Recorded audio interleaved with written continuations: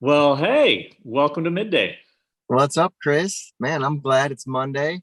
I'm ready to jump into the Bible, get going with people. Yeah, and this is an interesting. I like this study already. I'm just looking at today's. It's getting me excited. So again, if you are new here you found this video by chance, I am Chris Combs. I'm the youth pastor at Edgerton Life Changing Church, and this is Brian Mitchell. And tell him where you're from. Yeah. So I'm out of Chelsea, Michigan, the home of Jiffy Mix, the world's best cornbread, by the way. Right, there you go. But yeah, so I'm connected with North Rock Church all throughout Michigan, and I'm serving as the online pastor right now. So doing lots of good stuff on there too. Meeting a lot of awesome people, but just glad to be with you guys today. And Chris, what are we talking about? So there's 21 acts of kindness that we heard yesterday at church. Tell us about that. So yeah, we again are both churches. We're partnering together, and there's no end in sight. And we decided that this summer, a summer of serving, we have 3 states that are all together. We're doing 21 acts of kindness. Well, 21 days acts of kindness every day. And this is introduced to you. If you haven't seen it yet, look on social media, look on the Church Center app. Again, we talked about it Sunday, but this is every day. There's going to be something introduced, some idea to help you think of how you can do an act of kindness today. And yours was on there, right? Mine is. Yeah. So somebody paid for your meal? Yeah. So this is a long time ago. So it's funny. I'll preface the picture. You see me. I'm back. I'm basically in my car, and I pulled up to a drive-through. This is a long time ago. I was in McDonald's going through the drive-through, and on my way to work in a hurry. A little foreshadowing for our devotional today. In a hurry, in a rush, trying to get to work. I need a sausage egg muffin with cheese. Come on, man, just get me some coffee, black coffee. And I get up to the window, and I remember everything about it. The guy looks at me, he goes, "Oh, you're all good." And I tried to pay for it. He goes, "You're good." I was like, "Huh?" He goes, "Yeah, the guy behind you, every month, every week, he goes through the line and he pays for somebody. And this week he chose you." He said it like that. This week he chose you. And the guy from McDonald's said that. I'm like, whoa. You turn around, you're like, "Oh man, thanks." He gets a little wave, and I just left that day so like blown away. Like, man, here I am in a hurry, and this guy's taking the time to bless me. And I got to work, and my attitude was just completely different. So yeah, so that's the example that you'll see in social media. And that's what we would like you to maybe try today. Hey, if you're out running around, it's lunchtime, we're checking in with you. Maybe you're even through the drive-through right now, watching Midday in line. Maybe you could pay for the person behind you, or if you're going out for ice cream tonight with the kids, hey, grab ice cream for the family behind you, something like that. Have you had anything happen like that to you?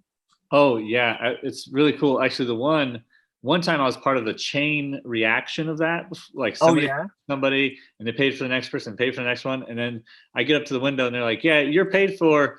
The person in front of you paid for that, and the person in front of that paid for that. I'm like, well, I won't keep it going. And then the guy behind me, I asked, I think it was like a McDonald's thing or something. They had like $30 for food. I'm like, yep, I'm going to do it. Whatever. Like, all in, baby. They totally had a big bill. I'm like, I'm paying for them. I don't care. Let's do it. And then the high school wrestling team comes in after that. They're like, "Oh," the people run out. They're like, "Nope, I'm done." Like, they got to pay for themselves. But no, that's cool. And again, any act of kindness, do something that's today. Right. It could be pick anything from the list. You got it. Yep. And you should have a list. Where's that list? That list is found everywhere too, right? That list is on the Church Center app. That list is highlighted on social media. We can drop that list in the chat. Yeah, it's everywhere. And I'll just say one of my favorite things to do, of course, when I'm not in a hurry, is I see a neighbor, like seriously, right next door doing something, and I go help them. They're mulching, I go help them mulch. So my neighbor's mowing, I'll get on my mower and go over there and just start, "Hey, I want to get this side while you get that side." Like, we live out in the country, so there's a lot of acres. But yeah, this is think of that. Like, look for something you can do, some act of kindness. So anyways, speaking of hurry, the devotion. So we got into this new devotion, just started this week. So today, if you don't have the invite, down below in the comments, you will see. There jump in. There you go. And it's called The Ruthless Elimination of Hurry. And yeah, so tell us about it. Tell us about the Devo. Unhurry to the pace of Jesus. So a lot of things jumped off at me, and obviously this is coming again off of our opening on our mixtape series, which is right in line. It runs parallel with our acts of kindness. So it's a 3-week series, and yesterday we got to hear from Pastor Jason online, and I think Pastor Jason was also in Edgerton speaking, and then Nate was in Angola. But we talked about what does the Bible mean by rest and Sabbath, and it was a time of reflection and thinking about God's goodness. Now, all of that works assuming that you are not in a frantic, manic, panic, run through your day, Monday kind of day. Like, you have to slow down.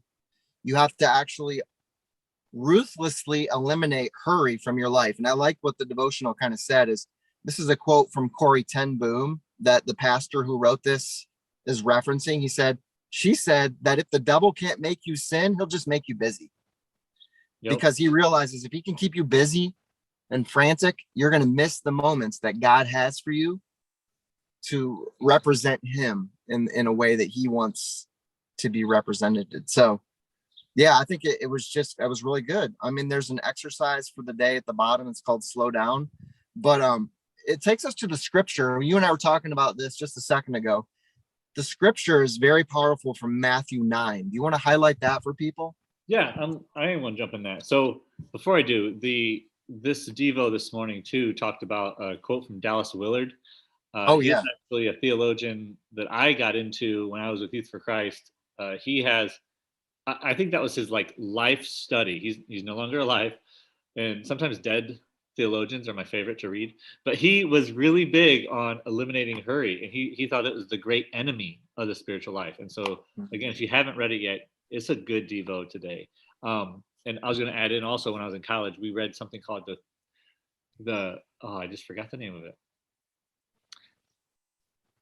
The little pamphlet. Tyranny of something. Tyranny of the Urgent. If you can look that up and read it, it's well worth it. And it was, again, a pastor started passing these out to people, and it was all about how we get caught up in the busyness and what is urgent, what needs done now. That gets in the way of what's important. And so if we would slow down, we can look at the urgent things and go, wait, I know it's urgent, but it's not important, so I'm going to let it pass. Almost like sometimes when you see it's a deal, this deal ends today. Like, well, I don't have the money, so I just have to pass on that. You know, it's kind of like you got to have what's most important. So tyranny of urgent was all about that, eliminating the urgent, eliminating the hurry that pushes you to go, go, go, go, go. So, and with hurry is incompatible with life in Jesus's kingdom. That was another good one from this morning. Yeah. So that takes us right to this moment in time. Jesus is at the height of his ministry. Crowds are gathering around him. They're pushing in. They want him. They want a healing. They want to hear from him. It's urgent, Chris. There's so much going on. And here's Jesus, and his mindset is just talk to us about him in that moment. Like, this is a great, one of my favorite stories too, where he's walking through. He's very known now. Many people know him. They're coming from all around. Say this healer's here. This prophet is back, and like, we haven't had a prophet in forever in Israel, and now there's one. He's healing everybody. So it says as he's going through, this guy comes to him. It says it's a synagogue leader who says, my daughter just died, but as you come and put your hands on her, I know she will live. Like, he definitely had this faith, and he's like, come on, let's go, and let's do it now. And so this guy, as a dad, I know he's urgent. Jesus, let's go. But as he's going through there's crowds pushing in around him, and Jesus isn't really rushed. You can just feel it because as he's walking, this lady touches him, who's been bleeding for years. And she thought in her head, if I just touch him, I know I'll be healed. So that's what happened. And then what does he do? He stops. Who did that? Who touched me? And he takes a break, and he just always is taking that moment to be with the person right in front of him, which is another thing Dallas Willard talked a lot about, is like being present, being connected to the person right in front of you. And that Jesus did that very well. And of course, at the end, he still made his way there. Yeah. And you'll see him. He goes in and he tells them the girl is not dead, but she's just asleep. And they all laugh at him. But Jesus was trying to teach them some important lessons that, again, what's important is eternal. Is this an eternal thing? And by telling them she's just asleep, like, I'm going to bring her back. She's going to be awake and alive here in a minute if you guys just get out of the way. I'm reminded of like that scene in scripture that's so powerful. I'm just imagining if I'm a bystander and I probably got my phone out. I'm trying to film this. This is amazing. Like, look at this guy. Look at all this crowd. They're running towards this girl that's dead, and he's going to heal her. And I mean, and then all of a sudden everything stops, and everyone's like, whoa, where?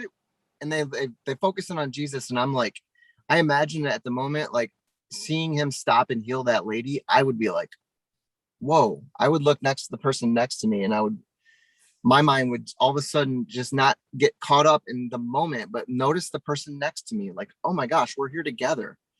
Like it just is it's such a huge pause. Like you see that in the movies where there's a panic and everyone's running because something happens.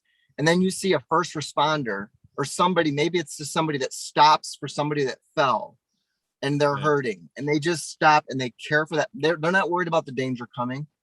They're just stopping and they are dealing with the need at that moment. That's what it reminds me of. No, it's beautiful. That's a beautiful picture. And again, like the next verse is one that I've quoted many times to people. When you feel like your life is crazy or you're hurting or you're struggling, Jesus very well just says, if you're weary, come to me. All you who are heavy burdened, I will give you rest. Yeah. And then my yoke, this is the part I love, is take my yoke upon you what he says, for I am gentle and humble in heart. You'll find rest for your souls, for my yoke is easy and my burden is light. And so again, if you want to sit and think for a little bit in prayer today, think, what does that mean? That it is easy and the burden is light? Because there's a lot of Christians who are living their life like it's heavy and the burden is not so light.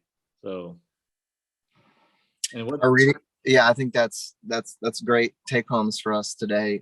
Because we don't want you just to tune in on a midday and just get inspired and then kind of forget about it. We want this moment to sit with you. And I think that's what the devotional is asking as well, is the reading question at the bottom, if you haven't gone through it yet, is how did Jesus's unhurried, present to the moment nature increase his capacity to meet the women with her internal bleeding and need?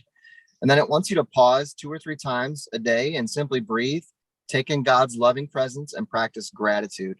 That's coming right off of Sunday's sermon, where we reflected on the goodness of God. As our life speeds up, let's take time to pause, reflect.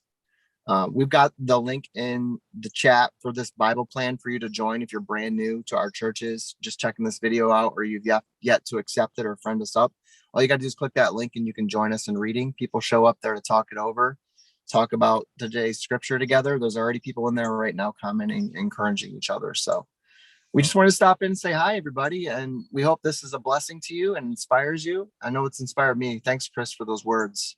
Yeah, Noah, some of those words, I'm hoping they helped everybody else, but I feel like I was talking to myself there a little bit. So I'm glad I paused to do the midday. It was good. Awesome. All right, everybody. We'll see you again tomorrow for another story, another act of kindness. And we'll be back in that YouVersion Bible plan with you. We'll see you later. Bye. Bye-bye.